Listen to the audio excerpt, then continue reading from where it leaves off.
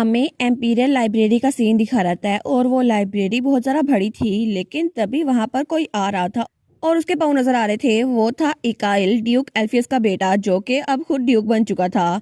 लेकिन तभी वो आगे चलते चलते एक जगह पे रुक जाता है, क्योंकि उसे उस बुक शेल्फ के पीछे किसी के बाल नजर आते हैं जो कि ब्लॉन्ड थे। तो तब वो वहां से मुड़ता है और उस तरफ जाता है, तो वहां पे खड़ी हुई थी हमारी एथनीसिया डी एल्गरोबिलिया प्रिंसेस, जो कि सच में वहां पर थी। तो जैसे ही एथी हमारी इकाल को देखती है ना, वो स्माइल करती है, वो कहती है ड्यूक एल्फियस। और एथी वो तो सच में बहुत ज्यादा क्यूट लग रही थी और उसका हेयर स्टाइल भी उस पर बहुत ज्यादा सूट करा था और उसकी आंखें तो चमक रही थी। वो कहती है ड्यूक एल्फियस, लेकिन वो वहां पे बिल्कुल खामोश खड़ा हुआ था। तो तब हमारी एथी फिर से उसको देखती है, वो कहती है ड्यूक, आप मेरी बात का जवाब नहीं देंगे? तो तभी इकाई को कुछ एहसास होता है। वो कहता है क्या योर हाइनेस, सच में कि आप ही हैं? लेकिन आप यहाँ पर क्या कर रही हैं? और तब वो इधर देखता है, वो सोचता है कहीं ये मेरा ख्वाब तो नहीं। तो तब वो कहती है ऑब्वियसली मैं यहाँ पे बुक्स देखने के लिए आई हूँ। एम्पीरियल लाइब्रेरी बहुत ज्यादा बड़ी है मेरी लाइब्रेरी से। तो वो कहता है मुझे माफ कीजिएगा और तभी ब्लश करना शुरू कर देता है। वो कहता है मैं अभी सोच रहा था शायद ये मेरा इमेजिनेशन है, क्योंकि आपको मैं हेलुसिनेट कर रहा हूँ। तो हमारी एथी वो ब्लश करी थी, वो कहती है क्या?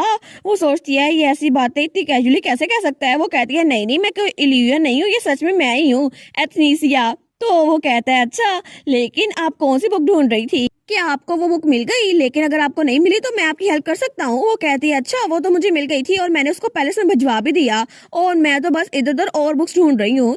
तो इकल कहता है अच्छा, अगर ऐसी बात है तो अगर आपके पास टाइम है हम लोग बैठ के बात कर सकते हैं। तो एथी कहती है जी जी बिल्कुल, मैं टाइम निकाल लेती हूँ।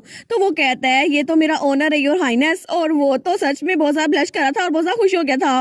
वो सोचती है वाह वाह, जरा देखो सही कितना खुश हो गया है। और तब थोड़ी देर बाद वो लोग वहां बैठ गए थे और तब वो लोग बातें किए जा रहे थे। तो हमारी एथी कहती है मुझे लगता है कि ये सब कुछ बहुत ज़्यादा मुश्किल है, इस एम्पायर को संभालना। लेकिन मैं तो बिल्कुल फ्रेश और एक्साइटेड थी, लेकिन ये डिफिकल्ट भी है। और तुमने तो अपना टाइटल जल्दी इनहेरिट कर लिया था ना, तो शायद तुम्हें समझ आ गई है मैं क्या बात कर रही हूँ। तो इकल कहता है जी बिल्कुल, मैं समझ सकता हूँ कि आप क्या सोच रही हैं, क्योंकि रिस्पॉन्सिबिलिटी बहुत बड़ी होती है। और वैसे भी मैंने अपने फादर को बहुत सालों तक असिस्ट किया है, लेकिन कभी कभार मुझे लगता है कि बहुत सारी चीज़ों में बहुत ज़्यादा पीछे हूँ और मैं तो अभी तक दूसरों से हेल्प लेता हूँ। तो अगर आपको हेल्प चाहिए तो मैं आपकी हेल्प कर दूंगा।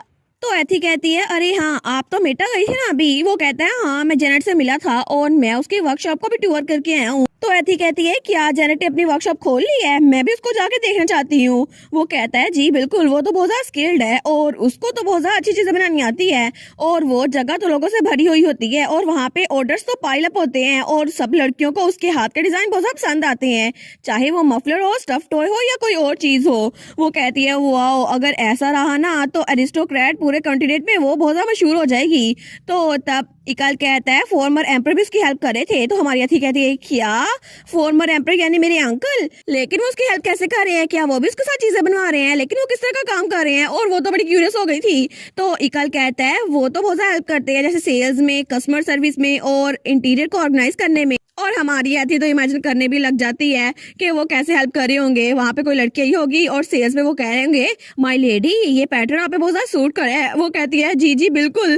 तो तब कस्टमर सर्विस में दो लड़कियां उसके पास आती हैं। वो कहती है देखा, मैंने कहा था ना वो हैंडसम है। दूसरी कहती है हाँ हाँ, मुझे भी लगता है हैंडसम है। लेकिन इकाल सोचता है ऑर्गेनाइज तो वो कुछ इस तरह करता है कि जेनेट के लिए कोई भी लेटर आता है ना, लेडी जेनेट मैं आपको बहुत ज्यादा पसंद करता हूँ, तो वो उसको डस्टबिन में फेंक देता है, क्योंकि आखिर में वो एक फादर ही है और अपनी बेटी के लिए किसी भी लव लेटर को वो कबूल नहीं करेगा। तो तब इकाल कहता है इन शॉर्ट मैं आपको बता दूं वो अच्छे से काम कर रहे हैं। तो एथी कहती है सच में, फिर तो मैं दोबारा उनसे मिलने के लिए जरूर जाऊंगी। अभी मैं उनसे मिलकर आई थी तो बड़ा मजा आया था। और तब थोड़ी देर बाद वो लोग अपनी अपनी बुक्स पढ़ रहे थे और तब वो दोनों खामोश थे। तो इकाइल जब वो हमारी एथी को देखते हैं ना तो अपनी बुक पढ़ रही थी, लेकिन तभी इकाइल उसको बहुत घूर के देखता है। वो सोचते हैं मैं इनके इर्द गिर्द मैजिशियन की प्रेजेंस को सेंस कर सकता हूँ। और वो सोचता है क्या वो मजिशियन लुकस तो नहीं? क्या वो लोग इकट्ठे थे? और वो तो लुकस के मैच करता है। तो इकाइल हमें बताता है कि उसकी बीमारी के बाद सब कुछ जो हुआ था ना, उसके बाद उसकी सेंसेस थोड़ी शार्प हो गई थी और वो माना को फील कर सकता था और उसके इर्द गिर्द जो भी मैजिशियन थे ना, वो उनके इर्द गिर्द उस माना को फील कर सकता था और उनको देख भी सकता था। और इसी तरह वो प्रिंसेस को भी थोड़ा सा और जानने लग गया और प्रिंसेस उसके लिए बहुत ज्यादा अहम बन गई। लेकिन कभी कभार वो सोचता है काश मैं वो चीज़ें सेंस ना कर पाता जो मैं कर पा रहा हूँ, क्योंकि मैं सच में इस सब से पीछे रहना चाहता हूँ। और तब उसके फादर ने भी कहा था, इकायल तुम गिव अप कर दो, प्रिंसेस कभी भी तुम्हारी नहीं हो सकती। तो उसने कहा था, नहीं फादर, मैं कभी भी गिव अप नहीं करूंगा, क्योंकि प्रिंसेस ने कभी मुझे दूर नहीं धकेला, एक बार भी नहीं। और जब पिछली बार मैंने उनका हाथ पकड़ा था ना, तो तब भी उन्होंने मुझे दूर नहीं धकेला। और जब तक हो सके मैं इंतजार करता रहूंगा, क्योंकि मैं सच में उनको बहुत ज्यादा पसंद करता हूँ। और तब उसने हमारी अथी के हाथ पे किस किया था। वो सोचता है ये फीलिंग जब तक ये डिसअपेयर नहीं हो जाती ना, मैं उनको पसंद करता रहूंगा। और एथी तब वो ब्लश कर रही थी और बहुत ज्यादा प्यारी लग रही थी, लेकिन तभी एथी वो आगे की तरफ होती है तो इकाइल उसको देखता है। वो सोचता है क्या इनको क्या हुआ। तो तब हमारी एथी उसको नींद आ गई थी और वो वहीं बैठी बैठी सो गई थी। तो इकाइल उसको देखी जा रहा था और एथी बेचारी वो तो सो चुकी थी। तो वो सोचता है ठीक है, मुझे मुझे इनको अपने आप से दूर नहीं करना, क्योंकि मैं सच में इनको अपने पास रखना चाहता हूँ। और तब उसकी तरफ हाथ बढ़ाता है। वो सोचता है अभी नहीं, मैं सच में अभी इन फीलिंग्स से पीछे नहीं हट सकता। और तब एथी का सर अपने कंधे पे रख देता है और एथी वहां पे आराम से सो रही थी। वो सोचता है बस थोड़ी देर और, बस थोड़ी देर और, मैं चाहता हूँ मेरे साथ रहे, चाहे थोड़ी देर और, लेकिन मैं सच में इन पलों को एंजॉय करना चाहता हूँ। ओहो, फिर से ये सेकंड में लीड सिंड्रोम। हाय बेचारा, तुम्हें तो जेरेड के साथ होना चाहिए था ना, लेकिन फिर भी तुम अपनी फीलिंग्स पे कंट्रोल नहीं कर सकते। लेकिन एथी तो हमारे लूकस के साथ ही अच्छी लगती है और वो उसके साथ ही रहेगी, लेकिन ये सेकंड में लीड इकाल बेचारा, वो तो एथी को तब से पसंद करता है जब से बचपन में वो उसके ऊपर गिरी थी, लेकिन तब से लेकर अब तक वो उसको पसंद करते आ रहा है। लेकिन स्टोरी तो आगे कुछ और चलेगी, चलो किसी और टाइमलाइन में सही, लेकिन अभी के लिए एथी तुम्हारी नहीं हो सकती। और लूकस वो बहुत ज्यादा जेलस हो जाएगा अगर उसे पता चला कि तुम हमारी एथी के साथ हो, तो जरा दूर हो हमारी एथी से। और क्लाउड को पता चला ना तो उसको बड़ा गुस्सा आ जाएगा।